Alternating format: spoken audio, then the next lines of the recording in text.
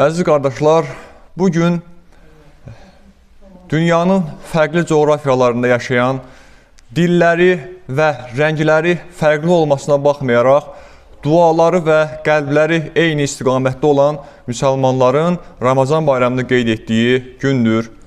Bugün eyni zamanda hər bir müsəlmanın şükür və dualarla keçirməli olduğu müqəddəs bir gündür. Bugün çoxlu Allaha şükür eləməyimiz lazımdır. Çünki artıq bir neçə ildir ki, bizim işğal altında qalan torpaqlarımız azadlığa qovuşmuşdu. Şəhidlərimizin qanı bahasına, igid oğullarımızın qəhrəmanlıqları sayəsində, Ali Baş Komandanımızın müdrik siyasəti ilə bugün artıq bir neçə ildir ki, bizim düşmən təptağı altında qalan o müqəddəs torpaqlarımızda da bayram qeyd olunur.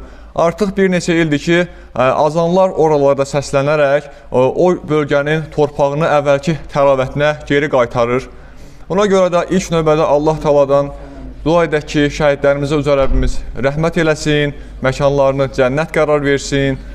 Allah Teala qazilərimizə can sağlığı versin, dövlətimizə güc və qüvvət ihsan eləsin eyni zamanda və xalqımızı, cümlə müsəlman aləmini gələcək qəzalardan, bəlalardan qorusun, sülh və əmin-amanlıq şəraitində bir həyat yaşamağı nəsib eləsin. Və əziz qardaşlar, şükürlə bərabər eyni zamanda bizim çoxlu dua eləməyimiz lazımdır. Çünki bugün dünyanın müxtəlif bölgələrində acılıqdan, susuzluqdan, quraqlıqdan əziyyət çəkən, bəzən iftarlarda yeməyə çörək tapmaqda belə çətinlik çəkən müsəlman bacı qardaşlarımız vardı. Allaha dua edək ki, Uca Rəbbimiz cümlə müsəlmanların yar və yardımcısı olsun. Müsəlman qardaşlarımıza hər zaman gözəl bir həyat tərzi sürüb, cənnət nemətinə nail olmaq nəsib eləsin. Və həqiqətən də baxdığımız zaman burada görürük ki, müsəlman dünyası, İslam aləmi, biz müsəlmanlar həm elm cəhətdən, həm digər xüsuslarda başqalarından geri qalmışıq. Bunu da düzəltmənin bir yolu vardı. Bunu düzəltmənin tək yolu özümüzü düzəltməyimizdir. Çünki əgər biz özümüzü düzəldərsək, o zaman Allah Teala nə edəcəkdir? Allah Teala cəmiyyətimizi düzəldəcəkdir. Cəmiyyətimizi daha gözəl bir yaşanacaq yer halına gətirəcəkdir. Yəni, bugünkü günümüzdən daha gözəl günləri görməyi bizə nəsib eləyəcəkdir. Və həqiqətən də biz müqəddəs Ramazan ayını artıq geridə qoyduq.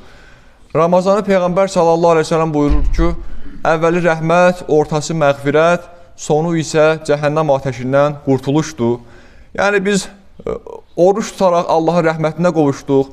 Daha sonra bu rəhmət məğfirətə çevrildi və sonda da xüsusilə Qədr gecələrinin də araya girməsi ilə sanki biz cəhənnəm ateşindən qurtuluş bəraətimizi orada almış olduq.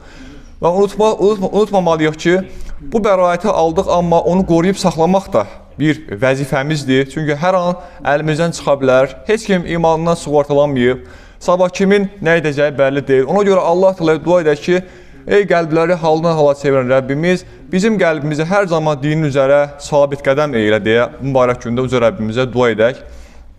Və həqiqətən də bunu qorumaq üçün nə etməyimiz lazımdır? Quran-ı Kərimdə Peyğəmbərimizin sünnəsində keçən o möminlərin xüsusiyyətlərini həyatımıza tətbiq etməyimiz lazımdır. Quranda Allah Teala buyurur ki, möminlər nicat tapanlardır, onlar namazlarını huşu içərisində qılarlar. Yəni, xüsusilə dinin dirəyi olan o namaz məsələsində huşu içərisində qılaq ki, fikrimiz başqa yerlərdə olmasın ki, o neymət bizə davam etsin, o namaz neyməti. Və xüsusilə də Peyğəmbər sallallahu aleyhi ve sellem nə buyurur? Buyurur ki, müminin hər halı təqdirə şayandır. Sevindiyi zaman şükür eləyər, bunda bir savab qazanar. Üzüldüyü zaman da səbr edər, bunda başqa bir savab vəsiləsi olar onun üçün. Yəni, sevindiyimiz zaman bu bayram günlərini şükür etməsini biliriksə, başımıza bir sıxıntı gələndə, imtahan gərəyi olaraq müsibətlərlə üzləşdiyimizdə də səbr göstərməyimiz lazımdır ki, həmin Peyğəmbərimizin o bizlərə bildiyi o müjdədən yararlana bilək. Və eyni zamanda Həzrət Peyğəmbər sallallahu aleyhi ve sellem başqa bir hədis-i şərifində buyurur ki, əgər bir mömin qardaşının sıxıntısını aradan qaldırarsa, Allah Teala da onun sıxıntısını aradan qaldırar. Bir mömin qardaşına ehtiyacını təmin eləməyə çalışarsa, qiyamət günü Allah Teala da onun ehtiyacını təmin edər. Bir mömin qardaşının qüsurunu, eybinin üstünü örtərsə, Allah da onun qüsurunun, eybinin üstünü örtər deyə. Dolayısıyla bizim insanlara olan münasibətimizdən qaynaqlanır Allahın bizə olan münasibəti. Əgər Allahın bizə gözəl münasibət göstərməyini istəyiriksə, ilk növbədə bizim də mömin qardaşlarımıza gözəl münasibət göstərməyimiz lazımdır. Və başqa bir hədis-i şərifdə qeyd olunur ki, möminlər bir binanın daşları kimidir, kərpizləri kimidirlər. Yəni, binanın yüzlərlə kərpizi ola bilər, amma hər birinin xüsusi bir yeri vardır. Əgər bir kərpizi çıxararsansa, bu binanın bütövlükdə uçmasına gətirib çıxara bilər. Ona görə cəmiyyətdə möminlərin halı da bu şəkildə olmalıdır. Hər bir mömin bilməlidir ki, mənim vəziyyətimdən bütün cəmiyyət təsirlənə bilər. Ona görə təkcə biz özümüzdən məsuliyyət daşımırıq, bütün cəmiyyətimizdən də burada biz sorumlu halda neyirik, burada yaşayırıq əziz qardaşlar. Və həqiqətən də baxdığımız zaman Həzrət Peyğəmbər buyurur ki, əgər deyir, bir mömin özü üçün istədiyini mömin qardaşı üçün istəmirsə, onun imanında bir problem vardır deyir. Yəni, dolayısıyla biz özümüz üçün nə diləyiriksə Allahdan, mömin qardaş və bacılarımız üçün də o gözəlliyi Allahdan istəməyimiz lazımdır. Yəni, əziz qardaşlar, biz bu müqəddəs Ramazan ayında halallardan uzaq durduq, nəinki haramlardan. Yəni, bu halla biz özümüzdə bir vərdiş qazanmış olduq. Yəni, dolayısıyla halaldan uzaq duran adama haramlardan uzaqlaşmaq daha asan olacaqdır deyə düşünürük. Ona görə də Allah Teala dua edək ki, bu ayda qazandığımız təqvanı digər aylara da yaymağı, oralara da sirayət etdirməyi cümləmizə nəsib eləsin. Və əziz qardaşlar, unutmayaq ki, müminin bədəninin əsas qidası nədir? Allahın nurudur. Yəni, biz bu ayda səhərdən axşama kimi ac qaldıq, amma o aclığın paralelində bəzən xoşbəxt olmağı da bacardıq. Ona görə də oradan eyni zamanda onu başa düşdük ki, yəni xoşbəxtlik sadəcə yeməklə olan bir şey deyil. Xoşbəxtlik Allahın bizə olan nəzərindən asılıdır ki, ac olan bir insanın da xoşbəxt ola biləcəyini biz burada anlamış olduq. Yəni, əziz qardaşlar, bu müqəddəs ayda Peyğəmbərimizin bir hədis şərifi var idi ki, demək olar ki, hər cümə günündə o hədis bizim həyatımızı müəyyənləşdirməyimizdə xüsusi bir rol oynayırdı. Allah Rəsulü buyururdu ki, yalan danışmağa və yalanla iş görməyi tərk etməyənlər bilsinlər ki, Allah Taala'nın onların ac və susuz qalmasına ehtiyacı yoxdur. Dolayısıyla qismən də yalan danışa bilirdiksə, artıq bu sözləri işləndən sonra ümumiyyətlə o böyük günahdan uzaq durmuş olduq Allahın izni ilə. Yəni, başqa bir hədis-i şərifdə Peyğəmbər sallallahu aleyhi ve sellem buyururdu ki, bir günlük oruç tutan insan 70 illik məsafə qədər cəhənnəm atəşindən uzaqlaşdırırlar. Uca Rəbbimiz cümləmizi o atəşdən qorusun, mühafizə eləsin. Bu hədis şərifi müjdəsinə nail olmağı da cümləmizə nəsib eləsin. Və xüsusilə bu ayda təravih namazları qılındı və təravih namazları ilə sanki məscidimiz başqa bir ab-havaya girdi. Məscidin bəzəyi olan cəmaatımız sanki təkrar öz yerini tutdular. Yəni, təravih namazının cəmaatla qılınması bilirik Həzrəti Ömər radiyallahu anh dövründən qalan bir ənənədir və dolayısıyla Həzrəti Ömər radiyallahu anh vəsiləsi ilə bizim məscidlərimiz nurlandısa, Allaha dua edək ki, Uca Rəbbimiz də onun mübarək məzar-ı şərifini də nurlandırsın bu vəsilə ilə. Və həqiqətən də, əziz qardaşlar, biz bu ayda Peyğəmbərimizin başqa bir hədis şərifi ilə qarşılaşdıq. O buyururdu ki, deyir, şeytan sizin damarlarınızda axan qanın gəzməsi kimi dolaşar, şeytanın yolunu oruc vasitəsilə daraldın. Yəni, normalda Ramazan ayında şeytanlar bağlanmış olar. Bəs yaxşı, Peyğəmbərimiz niyə belə bir hədis şərif bildirmişdi?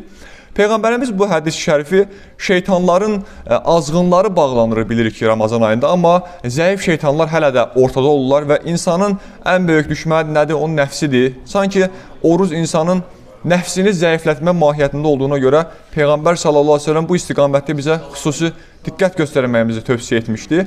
Və eyni zamanda biz burada səhərdən axşama qədər ac qaldıqdan sonra 5 dəqiqədə yemək yeyərək doyduq və sanki dünyəvi zövqlərin nə qədər keçici olduğunu biz burada başa düşmüş olduq eyni zamanda. Deyir, bir günlərim Musa Peyğəmbər Allah Teala tərəfindən ona vəhiy gəlir ki, ey Musa, mən sənə Tövrat kitabını nazir edəcəm, amma bu kitabı əldə etmək üçün sənin qəlbinin saflaşması lazımdır və bu saflaşma da oruc vəsiləsi olacaqdır. Dolayısıyla Həzrət Musa aleyhisselama 40 gün boyunca oruç tutmaq Allah Teala tərəfindən əmr edilir. Musa peyğəmbər də bir peyğəmbər olmasından baxmayaraq o müqəddəs kitabla əlaqə yaratmaq üçün oruç tutmalı oldu. Yəni dolayısıyla günümüzdə bəzi insanlar var, deyir, mənim qəlbim təmizdir, mənim oruç tutmağa ehtiyacım yoxdur. Amma hətta bir peyğəmbərin belə, qəlbi ən təmiz insanlardan biri olan peyğəmbərin belə o müqəddəs kitabı əldə etməsi üçün oruç tutması məcbur, fərz qılındı Allah Taala tərəfindən. Bu nəyə göstərdi bizə? Bu onu göstərir ki, insanın qəlbi nə qədər təmiz olursa olsun, bu onun ibadətlərdən kənar qalacağı anlamında olmaz. Dolayısıyla ibadət hər birimizin üzərində fərz hökmündədir və dolayısıyla hər birimizin Allaha qarşı bir vəfa borcudur ki, onun huzuruna çıxıb ibadətlərimizi yerinə gətirək. Dolayısıyla deyir, Həzrət Musa aleyhissalam ibadətlərini etdikdən sonra oruclarını tutmasının ardından Tur dağına çıxarkən baxır ki, ağzından bir qoxu gəlir və dolayısıyla öz-özünə fikirləşir ki, mən aləmlərin Rəbbinin huzuruna çıxıram. Mənim ağzımdan qoxu gəlməsi də yaxşı hal olmaz. Qoy bir misvaq ağacı ilə ağzımı təmizləyim. Oradan bir misvaq ağacının budağını tapır. Onunla ağzını təmizləyərkən bir mələk nazil olaraq deyir ki, ey Musa, sənin ağzının qoxusundan narahat olma. Çünki oruclunun ağız qoxusu Allah qatında cənnətin mis qoxusundan daha dəyərlidir. Yəni, dolayısıyla bugün bizim hətta orucdaykən ağzımızdan gələn o pis qoxu belə nədir? Allah qatında bizə o qədər dəyər verir ki, cənnət qoxusundan da daha üstün tutduğunu, o qoxunu Allah Taala bizlərə qeyd eləyir. Bugün bizim əslində kiçik bayramımızdır. Nəyə baxanda kiçik bayramıdır? Peyğəmbər aleyhissalam buyurur ki, möminin böyük bir bayramı vardır. O böyük bayram nədir? O böyük bayram o zaman olacaqdır ki, möminlər cənnətdə olacaqlar, cənnət nemətlərinin içərisində və cənnət nemətləri içərisində olarkən cənnətin digər nemətlərini kölgədə qoyacaq bir nur orada təcəlli edəcəkdir. Bu nur Allah Taala'nın nuru olacaqdır. Möminlər bir də baxacaqlar ki, Allah Taala öz camalını onlara təcəlli etdiribdir. Dolayısıyla Allahı görəcəklər deyir cənnətdə və möminin əsl bayramı da Allahı görəcəyi o gün olacaqdır. Və Allah Taala mömin bəndələrdən soruşacaqdır ki, ey möminlər, sizlərə cənnət nemətlərini bəxş elədim. Siz bu nemətlərdən razısınızmı? O zaman bütün möminlər qayıdacaq, ya Rəbbi, bizim burada gözümüzün görmədiyi, xəyalımızdan belə keçirmədiyimiz möhtəşəm nemətlər vardı. Bundan narazı olmağımız qeyri-mümkündür deyəcəklər. Razı olduqlarını bildirəcəklər. Aleykümselam. Sağ olun, sağ olun. Deməli, əziz qardaşlar, və necə ki deyirsiniz, bu dünyada ayın camalını rahatlıqla seyr edirsinizsə, cənnətdə də deyir, Allahın camalını o şəkildə rahatlıqla seyr edəcəksiniz və cənnətin də ən böyük mükafatı Allahı görmək olacaqdır. Yəni, cənnətdə nə qədər üstün nemətlər olsa da, Allahı görməkdən daha böyük bir nemət deyir, bizim orada qarşımıza çıxmayacaqdır. Dolayısıyla Allaha dua edək ki, Üzər Rəbbimiz öz camal şərəfindən nəsiblənməyi cümləmizə də qismət eləsin, əziz qardaşlar. Və bu, təbii ki, böyük mükafatdır. Bu mükafata nail olmaq üçün də bəzi şərtlər var təbii ki də. Bu şərtlərdən birincisi nədir? Bu şərtlərdən birincisi qəlbimizi təmizləməyimizdir. Qəlbimizi təsfiyə etməyimizdir. Təbii ki, qəlb təfsiyəsi də ilk öncə Allah'a zikr etməkdən keçər. Çünki deyir, zikr qəlbin cilalayır və qəlbi pak hala gətirən bir neymətdir. Dolayısıyla, əgər Allahın camalı ilə müşərrəf olmaq istəyiriksə, ilk növbədə edəcəyimiz ən böyük ibadətlərdən biri davamlı Allah Taalanı zikr eləmək olmalıdır. Və eyni zamanda burada baxdığımız zaman Həzrət Peyğəmbər sallallahu əleyhi və səlləm buyurur ki, deyir, bəndələrin əməlləri həftədə 2 dəfə Allah Taalaya ərz olunar. Deyir, biz nə qədər savab iş görsək də, yaxşılıqlar etsək də, o ərz olunan əməllərə baxaraq Allah Taala belə buyurar ki, mələklərinə deyər ki, ey mələklər, filan bəndələrin vardır ki, onların ibadətlərini qəbul etməyin. Müəyyən vaxta kimi onların ibadətlərini qəbul olunmayanların siyahısına salın. Nə zamana kəs ki, o adam qəlbində olan kini çıxardacaq, o adam başqalarına qarşı olan o düşmənçilik duyğusunu qəlbindən çıxarar, onda deyir, onun ibadətlərini qəbul edin. Yəni, dolayısıyla qəlbimizi təmizləmək baxımından o qəlbimizdə olan kini, küdürəti çıxartmağımızın da burada çox böyük əhəmiyyəti vardır. Hətta görün, kin, küdurət, düşmənçilik hissi o qədər ağır bir şeydir ki, ibadətlərin qəbulunun belə qarşısını aldığını biz burada görməkdəyik. Ona görə Peyğəmbər sallallahu əleyhi və səlləm buyurur ki, Allah mərhəmətlidir və mərhəmətli olanları da sevər. Dolayısıyla başqa bir hədis şərifdə keçir ki, yerdəkilərə mərhəmət edin ki, göydəkilər də sizlərə mərhəmət etsin. Yəni, biz insanlara mərhəmət etməliyik ki, mələklər də bizim mərhəmətinə sahib çıxa bilək, əziz qardaşlar. Başqa bir hədis şərifində Həzrət Peyğəmbər sallallahu əleyhi və səlləm buyurur ki, deyir, iman etmədiksə cənnətə daxil ola bilməzsiniz bir-birinizi sevmədiksə də iman etmiş olmazsınız. Yəni görün, sevgi o qədər böyük nemətdir ki, insanı imana qovuşdurur. Sevgisizlik o qədər pis xislətdir ki, insanı Allahın imanından eyni zamanda uzaqlaşdırır. Ona görə iman nemətindən payını almaq istəyən hər bir müsəlman mömin qardaşlarını sırf Allah rızası üçün sevməlidir buyurur Həzrət Peyğəmbər.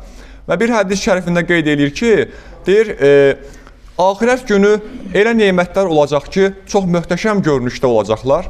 Və həmin nemətlərə baxdığımız zaman o nemətlərə hətta Peyğəmbər və şəhidlər belə o nemətlərə sahib insanlara qibtə eləyəcəklər. Yəni o nemətin gözəlliyindən heyrətə gələcəklərdir.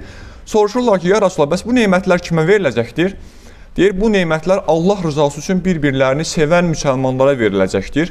Yəni, dolayısıyla arasında bir qohumluq əlaqəsi olmadan, nəsil, kök, şəcərə əlaqəsi olmadan, sırf Allah rızası üçün deyir, kim ki bir müsəlman qardaşını sevərsə, özü üçün istədiyi yaxşılıqları onun üçün də istəməyi bacararsa, Allah təala deyir, həmin möminlərə o möhtəşəm nemətlərdən nəsiblənməyi orada nəsib edəcəkdir deyə Peyğəmbər sallallahu əleyhi və səlləm bizlərə buyurur.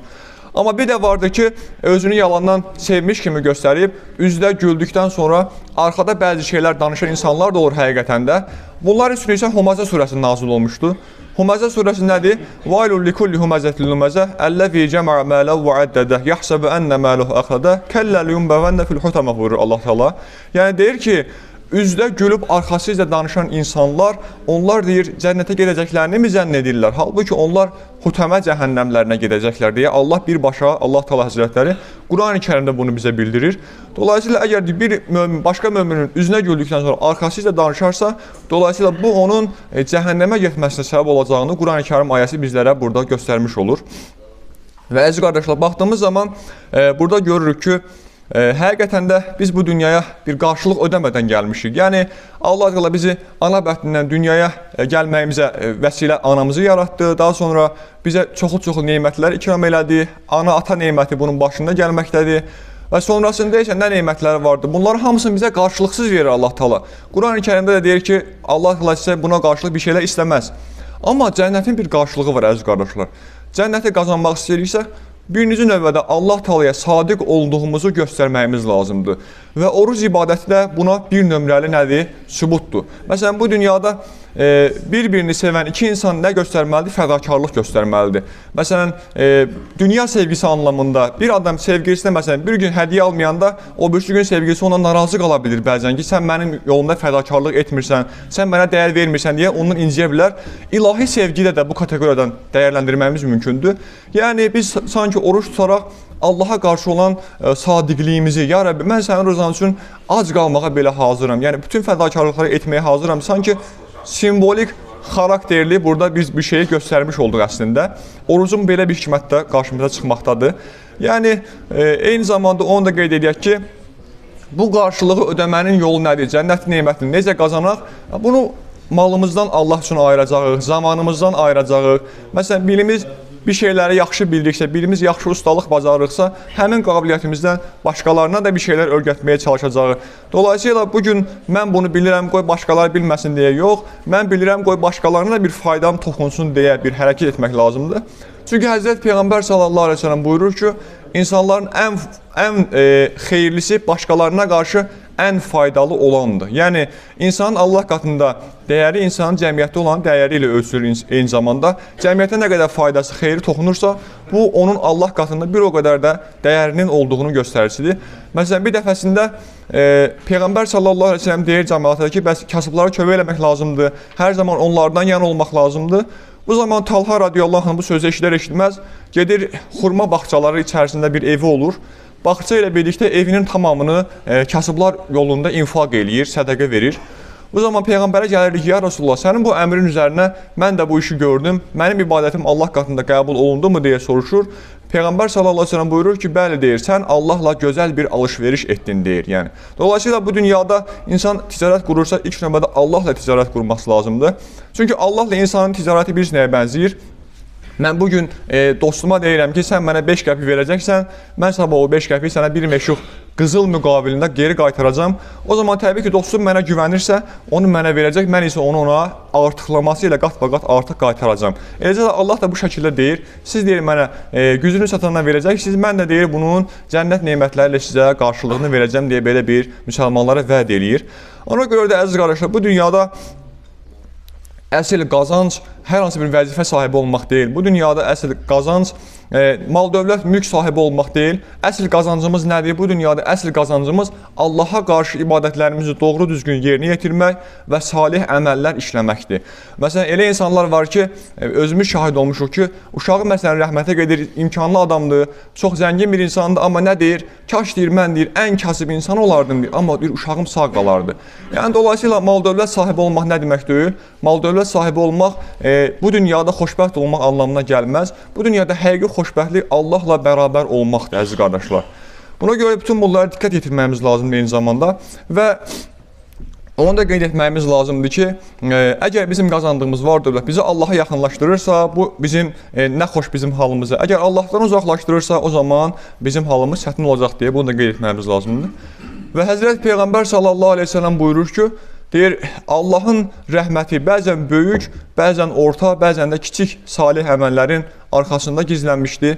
Yəni, bəzən Allah bizə kiçik əməl edərkən də yaxşılıq, savab qazandıra bilər Allah Taala. Məsələn, bir qadın nümunəsini Peyğəmbərimiz verir ki, deyir, bir dəfə bir itin susuz qaldığını görür və quyudan ona ayaqqabısı ilə çıxarıb su verir orada və o əməlinə müqabil Allah Teala onu cənnət ilə mükafatlandırır. Və yaxud da bir adam deyir, yolun ortasında olan daşı götürüb kənara qoyur və o əməlinə görə Allah Teala deyir, onu cənnətlə mükafatlandırır. Yəni, dolayısıyla burada hər bir yaxşılığın arxasında biz cənnəti gizləndiyini görə bilərik. Orada onu cənnət tapa bilərik əslində. Məsələn, bir qadın uşağın yerdə bir şeylər çəkərək onun cənnət çatdığını gördükdə, deyir, pul verərək oradan bir torpaq alır özü üçün uşağınla oynayarkən, o uşağın sevinməsi vəsiləsi ilə cənnəti qazanır dolayısıyla. Yəni, bu vəsilələrlə fərqli-fərqli yollarla cənnəti qazanmağın yolu çoxdur. Yetər ki, mömin bəndə çalışsın deyə Allah Taala bəlkə də yüzlərlə, minlərlə cənnət qapısının açarını bizlərə burada verməkdədir. Yəni, burada eyni zamanda bir məsələ vardır ki, ona da diqqət etməliyik. Yəni, orucun mahiyyəti var, Ramazan bayramının bir mahiyyəti vardır. Məsələn, tutaq ki, birinin uşağı əsgərlikdən qayıdırsa, nə edir? Sevinir və bu sevinç hissini insanlarla paylaşaraq bayram kimi qeyd edir. Birinin, nə bilim, bir yaxını sağalarsa xəstəlikdən, o zaman bir qonaqlıq verərək qohum-əqrabanı yığır. Dolayısıyla toplu şəkildə orada bir sevinç anı olur. Ramazan bayramı da bu şəkildədir. Yəni, biz sanki bu Ramazan orucuna müvəffəq olduğumuz üçün o sevinci qeyd eləmək anlamında, o ki, cəhənnəmdən qurtuluş bəraətini almışıq Allahın izni ilə, onu sevincini yaşamaq anlamıyla biz bu bayramı burada mahiyyət etibarilə qeyd eləmiş oluruq. Yəni, Peyğəmbər sallallahu əleyhi və səlləm başqa bir hədisində buyurur ki, deyir, siz Ramazan ayının nə qədər xeyirli bir ay olduğunu bilsəydiniz, bütün ilin Ramazan olmasını Allahdan diləyərdiniz. Yəni, Ramazan ayında o qədər mükafatlar vardır ki, biz o mükafatları dünya gözü ilə görə bilsəydik, Allaha dua edərdik, ya Rabbi, sən bir ay deyil, digər 12 ayın tamamını Ramazan elə ki, biz o mükafatlardan qazana bilək. Və deyir, məsələn, dünyasını dəyişən bir insan Allaha dua edir ki, ya Rabbi, sən bircə gün mənə Ramazan ayından qismət elə, mən o bir gün vasitəsilə cəhənnəm ateşindən qurtulmuş olum. Yəni, Ramazan o qədər dəyərli aydır ki, onun bir günlə müqabil insan cənnətini qazana bilər deyə Peyğəmbər s.ə.v bizlərə bildirmiş olur. Yəni, dolayısıyla çünki oruclar tutan insanlara Allah Teala cənnətin reyyan qapısından oraya daxil olacağını bildirmişdi. Oruç tutan insanın tutduğu orucların cəhənnəm ateşinə qarşı ona bir qalxan olacağını bizlərə Həzrət Peyğəmbərimiz demişdi. Bir gün oruç tutan 70 illik məsafə qədər cəhənnəm ateşindən uzaqlaşdırılacaqdır deyə bunlara Peyğəmbərimizin bizə vədləri olmuşdu bu şəkildə. Və başqa bir hədis şərifdə buyurulur ki, bir mömin deyir, Ramazan orucunu tutduqdan sonra bayram namazına gələr də, namazdan çıxdıqdan sonra 2 dənə mələk deyir, onu qapının ağzında gözləyər və ey mömin, artıq sən cəhənnəmdən qurtuluş bəraətini aldın, sənə müjdələr olsun deyərək həmin mömini xoş sözlərlə bayram namazından sonra yola salar. Yəni, burada müjdəni qazanmağımız mümkündür, amma əsas odur ki, bu müjdəni davam etdirə bilək. Yəni, dolayısıyla Allahın qəzəbini üzərimizə çəkəcək əməllərdən də son dərəcə burada uzaq qalmağımız lazımdır deyə Peyğəmbər sallallahu əleyhi və səlləm bizlərə bildirməkdədir. Və əziz qardaşlar, burada xüsusi diqqət etməyimiz məqamlar vardır ki, Bunlardan biri də həmin qurtuluş bəraətini, yəni o vəsiqəni qoruyub saxlamaqdır. O vəsiqəni necə qorumalıyıq deyəndə Peyğəmbər sallallahu əleyhi və səlləm deyir ki, danışarkən deyir, ağızdan çıxdığınıza diqqət edin, yeyərkən də ağzınıza girənə diqqət edin. Bu iki məsələ çox önəmlidir. Ona görə də yəni insanın dilindən hər şey asılıdır demək olar. 90% insanın dilindən asılıdır. Peyğəmbər sallallahu əleyhi və səlləm buyurur ki, İnsanları üz-üstə cəhənnəmə sürükləyən onların dillərindən başqa bir şey deyil. Ona görə danışıqlara xüsusi mənada diqqət eləməyimiz lazımdır. Bəlkə də günahlarımızın %60, %70-i bizim danışdıqlarımıza görə yazılır. Biz bunun fərqində deyilik. Ona görə xüsusi diqqət etməyimiz gerəkən məqam bundan ibarətdir.